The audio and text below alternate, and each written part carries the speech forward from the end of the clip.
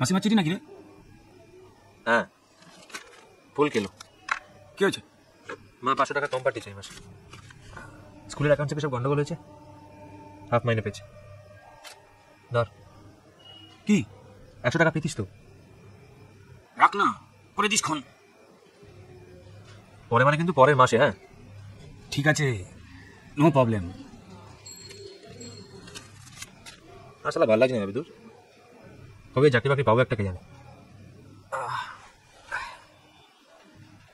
আমারও তো বয়স হচ্ছে না, এখন কোথায় সমস্ত দায়িত্ব আমার নেওয়ার কথা তা না, মাকেই মাসে মাসে এখন টাকা পাঠাতে হচ্ছে। তোকে কতবার বলেছি আমাকে অটো চালানোটা শিখিয়ে দে, কিছু তো রোজগার হয়।